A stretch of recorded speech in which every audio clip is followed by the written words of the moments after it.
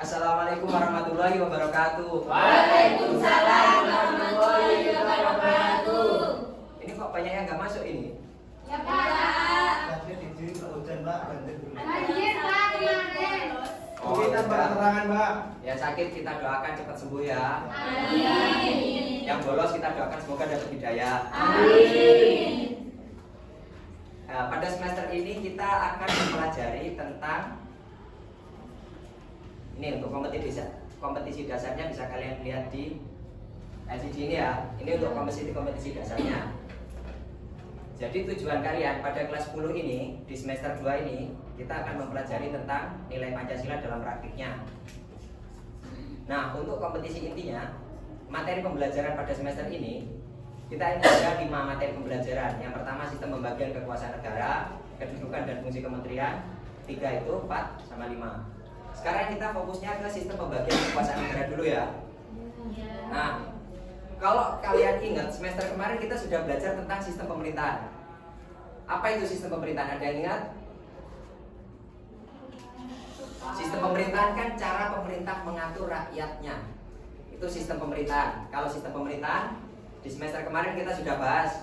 Ada sistem pemerintahan demokrasi, kerajaan, terus apa lagi? Liberal dan lain-lainnya itu ya. Nah, sistem ini berfungsinya apa? Untuk menjaga kestabilan pemerintahan, politik, pertahanan, ekonomi, dan lain-lain. Jadi, sistem pemerintahan itu tujuannya untuk menjaga jalannya roda pemerintahan. Sampai di sini dipahami ya? Nah, lalu apa itu kekuasaan? Kekuasaan itu adalah kemampuan seseorang untuk mempengaruhi orang lain agar melakukan tindakan-tindakan yang diperintahnya. Dalam contoh kecil, orang tua kalian mempunyai kekuasaan kepada kalian untuk menyuruh kalian belajar misalnya, ya kan? Dalam kelas ini ketua kelas kalian punya kekuasaan untuk mengatur kelas, membagi jadwal piket misalnya, ya kan? Itu kan salah satu bentuk kekuasaan ketua kelas kalian. Nah, terus kalau kekuasaan negara sama, kurang lebih sama, yaitu kewenangan negara untuk mengatur seluruh rakyatnya untuk mencapai keadilan dan kemakmuran serta keteraturan. Jadi kekuasaan negara itu digunakan untuk mencapai tujuan yang tertera dalam Pancasila. Kalau dalam Undang-Undang Dasar di pembukaannya kan udah ada itu tujuan-tujuan bernegara. Kita harus cita-cita negara seperti apa. Di kelas 9 kan udah kan? Nah, jadi kekuasaan negara tujuannya itu untuk mencapai cita-cita bangsa. Itu tujuan utamanya kekuasaan negara. Namun pada prakteknya untuk mencapai tujuan kita kan harus membenahi. Jadi membenahi, jadi mana yang harus didulukan, mana yang harus diprioritaskan, kayak gitu. Jadi paham ya kekuasaan negara? Jadi untuk deskripsinya itu kekuasaan negara adalah kewenangan negara untuk mengatur seluruh rakyatnya untuk mencapai keadilan dan kemakmuran serta keteraturan. Sampai sini paham? Ngantuk? Iya Pak. Nanti kalau ada yang ketiduran langsung berdiri ya. Iya. Ketua kelasnya tolong diawasi temannya. Kalau ada yang ketiduran langsung suruh berdiri.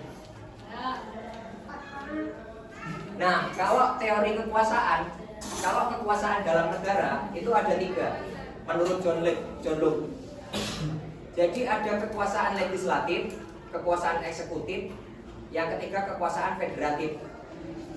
Nah, apa itu kekuasaan federatif? Kekuasaan untuk melaksanakan hubungan luar negeri. Jadi kalau kekuasaan federatif, makanya kalau kita mengenal istilah negara federal, kekuasaan federatif, yaitu kekuasaan untuk melaksanakan hubungan luar negeri. Itu kekuasaan federatif. Nah, bentar, yang kekuasaan legislatif sama eksekutif nanti dulu ya. Ini kan pengertiannya sama. Terus kita buka teori yang kedua. Teori yang kedua kita menggunakan teorinya Montesquieu. Montesquieu itu juga punya 3 kekuasaan. Jadi kekuasaan itu dibagi 3.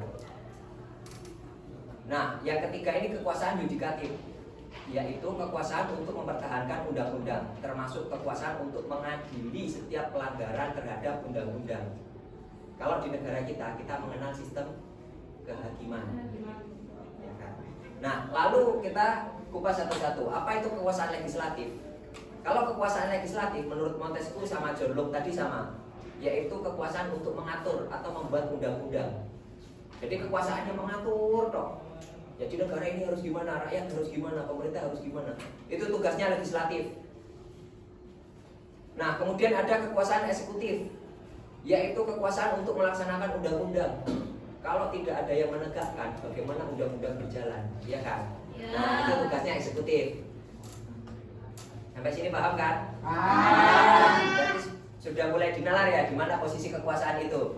Ya, Pak. Nah, sekarang pada inti materinya. Inti materinya terus lalu kalau kita sudah paham, lalu kenapa harus ada pembagian kekuasaan? Ada yang tahu? Kenapa harus ada pembagian kekuasaan?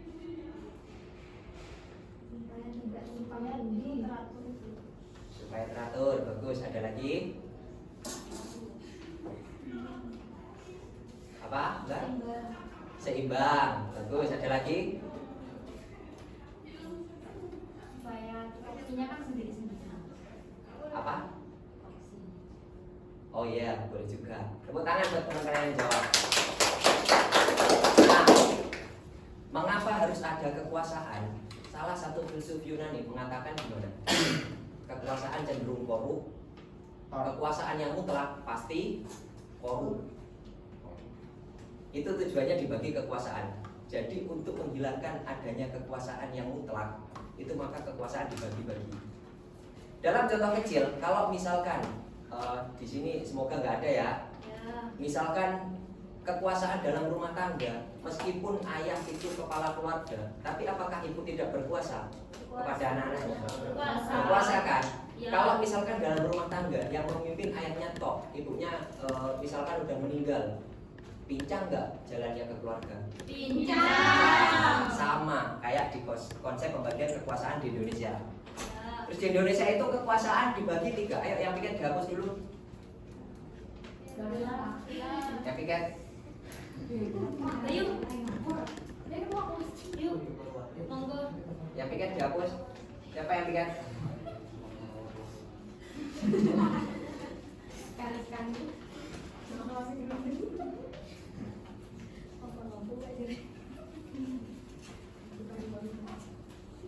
Nah, pembagian kekuasaan di Indonesia itu ada 2 jenis. Yang pertama ada vertikal, yang kedua ada horizontal. Kita masuk ke yang vertikal dulu. Mana spidolnya? Ini sudah dulu ya. Spidol. Ya, ada spidolnya. Oh, ini Pak, ada Pak. Ada Pak.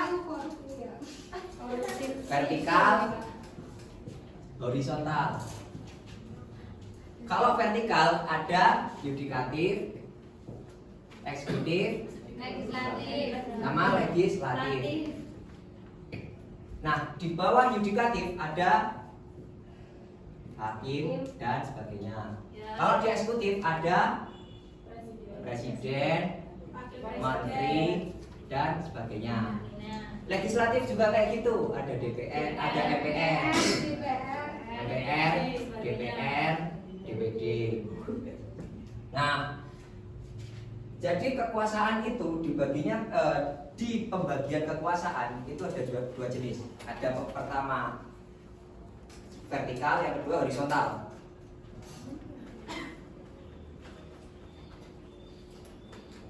Nah, tapi dalam kekuasaan ini tidak dapat dipisahkan pembagiannya. Jadi ini saling nyambung, ya kan?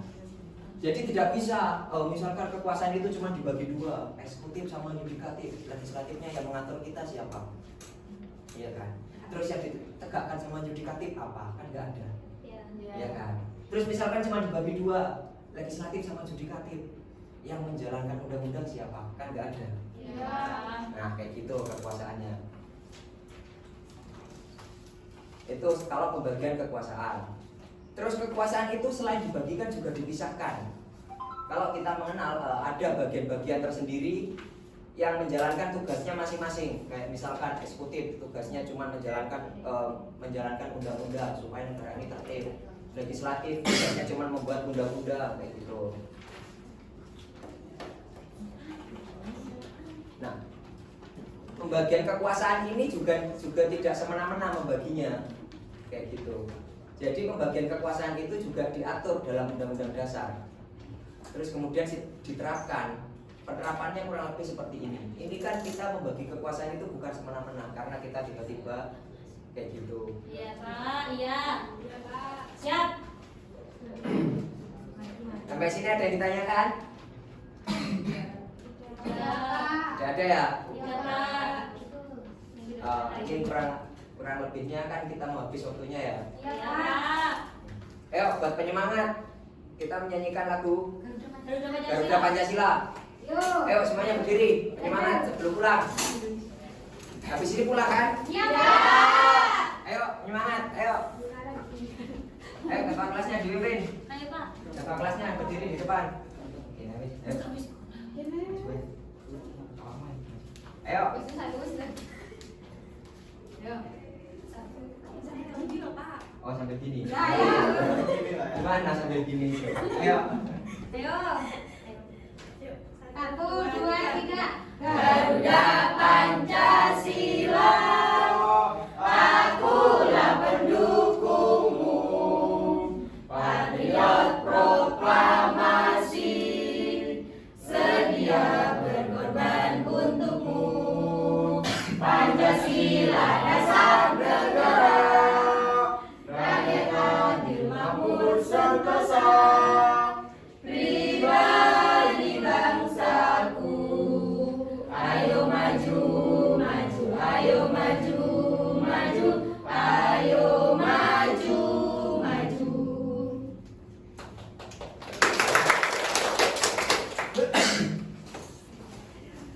Semuanya duduk ke tempatnya masing-masing. Ya Pak. Rapatkan barisan, dirapikan, meja-mejanya dirapikan dulu. Sudah Pak. Terus ketua kelasnya dipimpin doa. Ketua kelasnya dipimpin doa.